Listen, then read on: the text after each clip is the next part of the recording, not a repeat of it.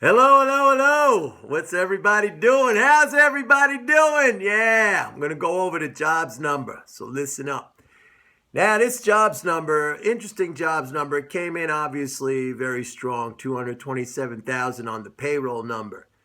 And this number was kind of out of line. I mean, it was in line with the ADP number on Wednesday, which was 246,000. So those things were pretty close, but it was kind of out of line with everything that I look at, and I'll give you the breakdown. All right. The way I forecast these numbers is I go through things that are leading or at least coincident with employment. So I start off with the employment and withholding tax deposit data from the daily Treasury statement. In other words, what's the Treasury taking in terms of employment taxes? That's a pretty good indication of either, how many people are working. If there's more people working, Treasury's taking in more employment taxes, right? Or if wages are going up, or if it's some combination of both. So we'll start off with that.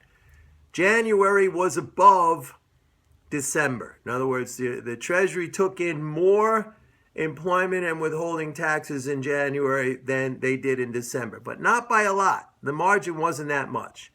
The average daily tax deposit, employment and withholding tax deposit in January was about 10.8 billion, okay? And the average daily tax deposit in December was about 10.2 or 3 billion, if I remember correctly. So percentage-wise, not that much, about 1%, all right? Now, what else?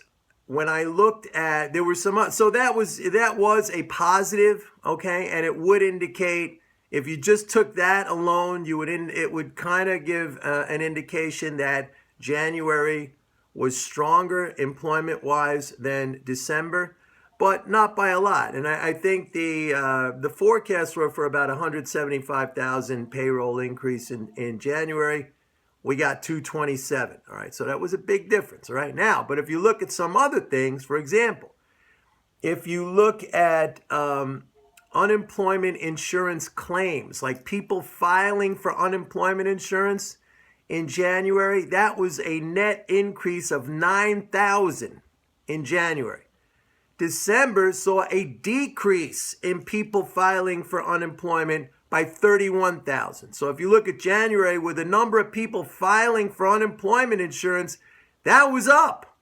December was down. So you look at that and say, that gives a little bit of a different perspective, all right?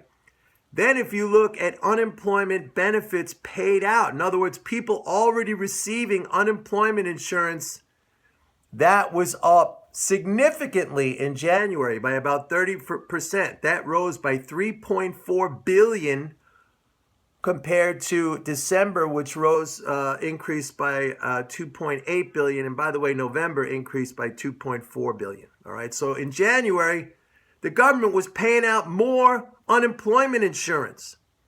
All right. Now, let's look at wages. In December, wages increased by a lot, 6 cents, all right, 6 cents per hour.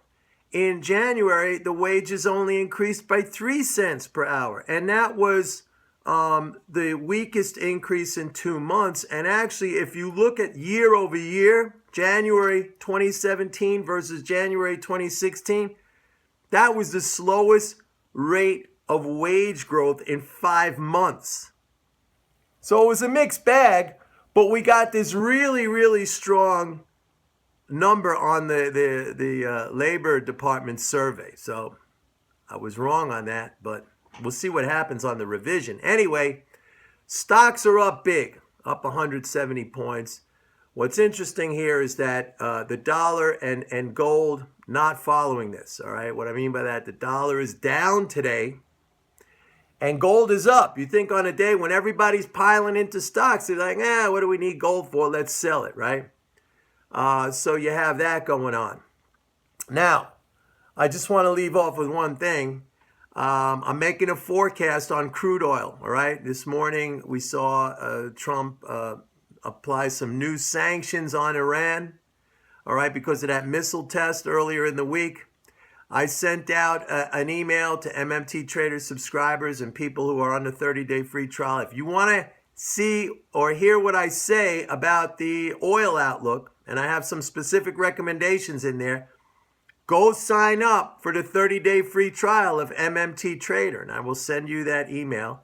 And of course, once you sign up for that 30-day free trial, you can go download all the back issues of my report. All right, so go to pitbulleconomics.com.